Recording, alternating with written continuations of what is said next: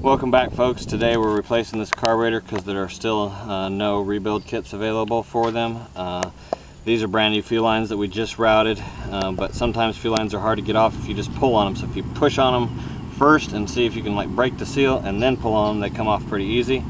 Like we mentioned before in previous videos, the fuel return is the forward one there. You can always lick your fingertip and see which one's pushing, which one's pulling, and that should be your return forwardmost. You can take a butter knife and insert in these two tabs to release your factory air filter. You see this filter has decomposed, so that wouldn't be good. Maybe that's part of the problem. It had gotten up in their carburetor, so we'll want to replace that as well. There's just two bolts that hold on your carburetor.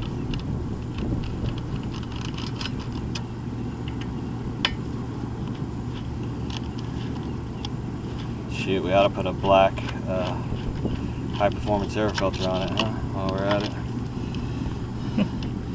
Yeah, all kinds of junk got in that carburetor. To get your cable off, you can use a small pocket screwdriver, sometimes to help you fish the cable out if need be. Our old carburetor, new carburetor. We also have high performance carburetors available now at Scootr.com.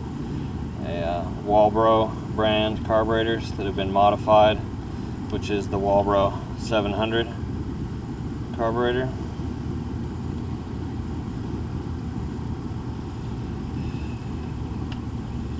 I got to turn around backwards. Yeah, the swivel is direction specific, so you'll have to make sure that you're dropping the end of the cable in on the side that actually has a recess to retain it. While you've got your carburetor off, you may want to inspect the intake manifold and make sure it's clean, that there's no little pieces of debris from the old gasket or whatever in there. And also make sure that your intake manifold is tight. You wouldn't want to have any leaks here at the cylinder head, so we always check and make sure it's tight there. Old gasket's fine, but it's a little weather tattered, so we're going to put a new gasket on it. And I guess let me grab a new air box, because these air filter elements are going to have to be replaced as well, and that'll have to be cleaned out. Or maybe we'll just go ahead and grab a high performance air filter. Just let it roll.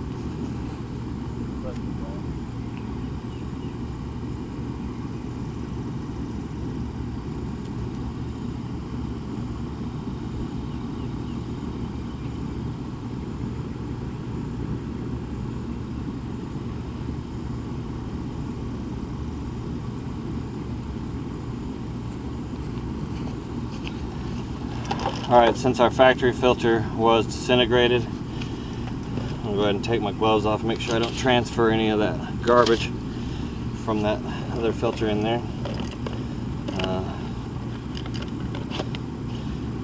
This is the covered shelled air filter, and we've taken the factory bolt out, put a longer bolt in it with Loctite, and we're going to mount our velocity stack.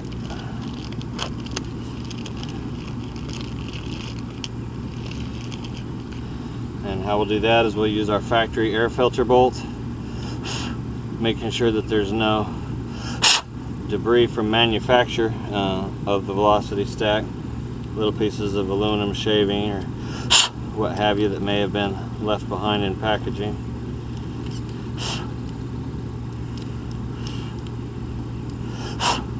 Once you feel like that there's no leftover debris on your velocity stack and it's good and clean,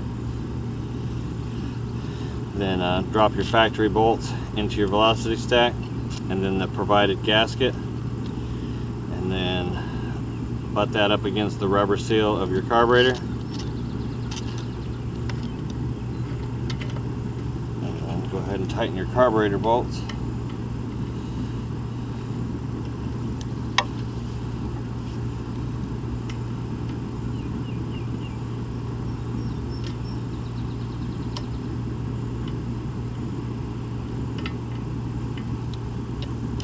Alternating back and forth between the two. You can actually over tighten these. I think I had somebody, maybe not on an Eton, but on some model, who'd pulled the brass insert out by over tightening. And we forgot to put the gasket on the back side of the carburetor, so jumped the gun there a little bit. No problem. These bolts, taking carburetors off and on is real easy, as we'll show. It only took us a couple seconds to take this carburetor right back off and put in the gasket that we had forgotten. That would be the intake manifold or insulator to carburetor gasket.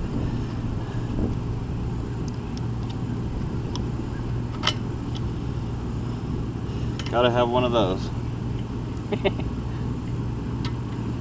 These gaskets are available at Scootr.com, as well as the factory cylinder head to insulator gasket, as well as high performance carburetor gaskets, or thicker wafers for spacing out the velocity stack, which are really no longer needed, seeing as how these velocity stacks have a wide enough mouth to accommodate high performance carburetor choke plates now. Now that we've got the velocity stack mounted, we can mount a high performance air filter, which it is, I don't know if you could see down inside there, it is a accordion style metal screened high performance air filter underneath this cover. You can decide which way you want it to screw from by flipping the clamp or the position of the clamp there.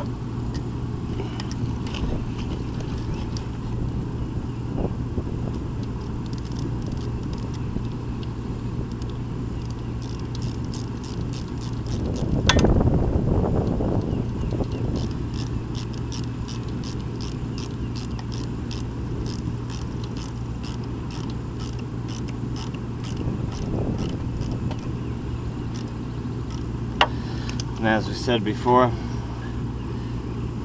you can check the direction of your fuel flow by finding which one sucks and which one pushes. It's hard to tell much of either, but from memory I believe the fuel return line is the forwardmost line, which will be the line without a filter on it. Some of these models have gray and black lines, or both yellow. Only like Cobra, the Rock, Cobra Extreme, the Rocky, Scootr, or if you buy your fuel line set from us, we'll have for the time being, until we run out of these, fuel lines will be yellow and green. Then we've already run new fuel lines and cleaned out this tank, so now it's time to put some gas in it. You never want to fill your gas tank all the way full. Always leave about an inch void unless you're fixing to take off on a ride right then and there, because gas expands and puts pressure, and it can actually weep out through the gas cap hole. So unless you're taking off on a long ride, leave plenty of room for air expansion in the top of the tank there to make sure that your dome is all the way in. You may pinch it and spin it to the right to make sure it's fully seated. And then sometimes brand new carburetors don't like to prime up until you get a little bit of fuel in them, get them started, run them for a second, and then they'll prime up fine, which we're seeing this one here is having a little bit of trouble priming up for whatever reason. Got plenty of fuel in it. No pinched fuel lines underneath the motor mounts. Sometimes you even have to take carburetor cleaner and spray it through the mouth one time to get it to run long enough to prime it up.